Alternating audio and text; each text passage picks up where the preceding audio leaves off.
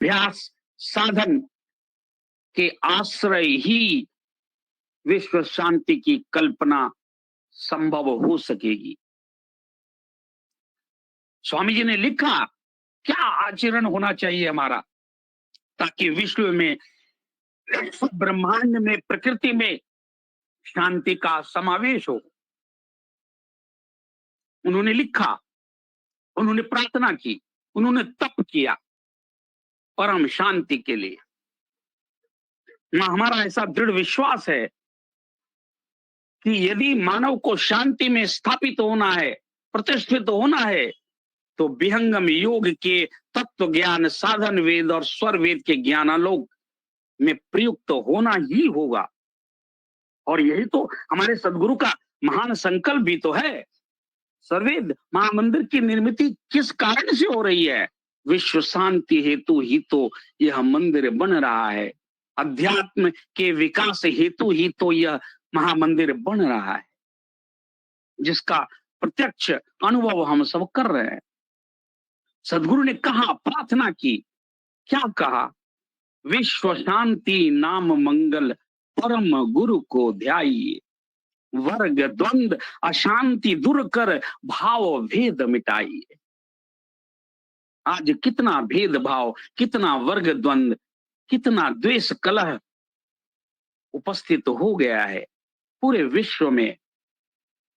यही तो अशांति की वजह है, यही तो तनाव का वजह है, यही तो तनाव का मूल आधार है, यही तो सारे दुर्गुणों की जड़ है। स्वामी जी ने कहा नहीं, उन्होंने संकल्प किया कि मैं पूरे विश्व में शांति स्थापित करूंगा। कैसे? अपने नियम सिद्धांत के, अपने आध्यात्मिक सिद्धांत की बदौलत, अपने आध्यात्मिक ज्ञान की बदौलत, अपने आध्यात्मिक वेद साधन अभ्यास की बदौलत। विश्वराज विधान प्रकाश किया, भूमा ही प्रचार विचार किया, अध्यात्म धरा सुख शांति बने, गुरुदेव दया कर दीन जने।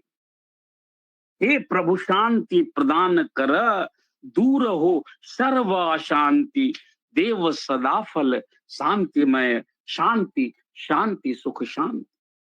ऐसा कहा हमारे स्वामी जी ने, ऐसी प्रार्थना की, इसी के लिए तप किया। 17 वर्षों का कठोर तप उस परम शांति को की उपलब्धि के लिए ही तो हुआ।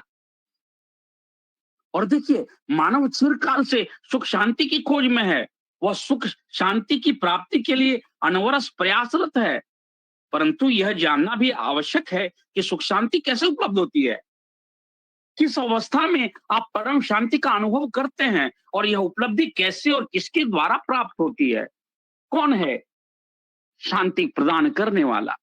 किसके ज्ञानालोक से, किसके साधन वेद अभ्यास से शांति उपलब्ध होती है, शांति प्रकट होती है, शांति प्रत्यक्ष होती है। देखिए, हमारे सदगुरु देव ने कहा, आत्मिक चेतन आधार से विहंगम योग के साधन द्वारा ही शांति प्राप्त और उपलब्ध होती है, अन्य मार्ग नहीं है। स्पष्ट है स्वामी जी का विचार, आप्त है, यह आप्त सिद्धांत है स्वामी जी का। उन्होंने कहा, आत्मिक चेतन आधार से विहंगम योग के साधन द्वारा ही शांति प्राप्त और उपलब्ध होती है, अन्य कोई मार्ग नहीं। क्योंकि सारे जो साधन हैं, सारे जो अभ्यास हैं, प्रकृतिगत हैं, और सर्व ओर अशांति और उपद्रव का वातावरण है। हमारा मन अस्थिर है, चंचल है। सर्व अशांति और उपद्रव का मूल कारण क्या है? मन का स्थिर न रहना ही है। मन स्थिर हो जाए तो फिर शांति की स्थापना हेतु आप अपने प्रयास, आप अपने पुरुषार्थ को आकार दे सकते हैं। तो अशांति के अभाव में, शांति के अभाव में यह सब संभव नहीं है। तो अशांति और उपद्रव का मूल कारण क्या है? मन का स्थिर न रहना ही है।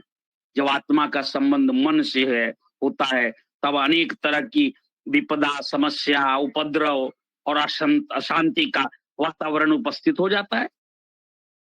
समाज में, राष्ट्र में और विश्व में भी अशांति का कारण क्या है? व्यक्ति के मन के विकार ही तो है। मन के दूषित होने से, अनियंत्रित होने से, चंचल होने से अनेक प्रकार के दोष, दुर्गुण, वर्ग, द्वंद्व, शांति, ईर्ष्या, द्वेष और अशांति कारक प्रवृत्तियां भी मैं कहूं तो अतिशयोक्ति नहीं है। अशांति कारक वृत्तियां पनपने लगती है और हमें विदित ही है कि मन में अशुद्ध वृत्तियों का भाव कैसे उत्पन्न होता है? अनियंत्रण से, अध्यात्म के अभाव से, आपके आचरण से, आपके खान पान और व्यवहार से, इसी से मन में अशुद्धि आती है ना, और तो कोई कारण नहीं है। और हमें विदित है कि मन के संबंध से ही सुख दुख की प्रतीति होती है। जब आत्मा का संबंध मन से छूट जाता है तब सब इंद्रियां शांत हो जाती है, स्थिर हो जाती है। और जब तक आप मन से संबंधित होकर इस अल्प संसार में भटकते रहते हैं, प्रकृति में भटकते रहते हैं, तब तक पूर्ण शांति कहां प्राप्त होती है? मना उदय संसार है, नहीं मन नहीं संसार, योगी मन को वश करे। कैसे वश करता है? अनुभव शब्द आधार, जिन जीता मन पवन को, योगी ताको जान, औरो सर्व विडंबना, धोखा कर्म पिछान। और इसलिए इस अध्यात्म के विकास की यात्रा मन की शांति के अभ्यास से ही आरंभ होती है। सर्वप्रथम तन को शुद्ध किया जाता है, तन को स्थिर किया जाता है, तन को शांत किया जाता है, फिर मन को शांत किया जाता है, फिर आत्मिक शक्तियां शांत होती है और जागृत होती हैं, और तब अध्यात्म पथ विकसित होता है। यह सब शांति के समावेश से ही, शांति के प्रकट होने से ही तो प्राप्त होता है ना। आसन है तन शांति का, आसन है तन शांति का, मन शांति अभ्यास, अनुभव आत्म शांति का, जाहि छूटे अध्यास। अध्यास कहते हैं प्रकृति को। कितना आप्त है, कितना निर्भ्रांत है ये।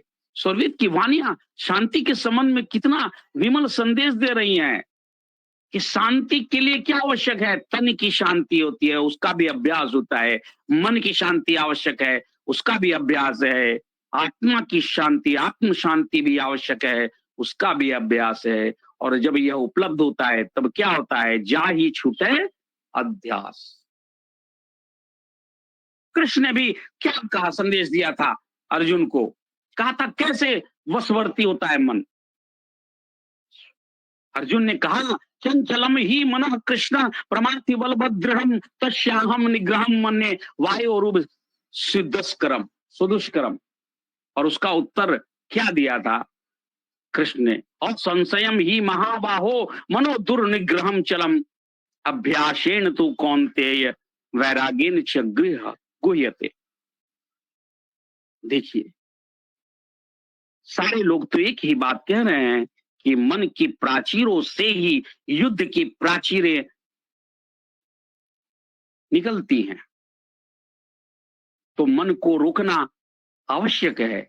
यदि हम शांति चाहते हैं तो मन पे नियंत्रण आवश्यक है, क्योंकि मन प्रमथतः चंचलतः स्वभावतः ही चंचल है, स्वभाव ही उसका है। प्रमथन उसका मूल स्वभाव है, इंद्रियों के प्रमथन में वह प्रयुक्त है।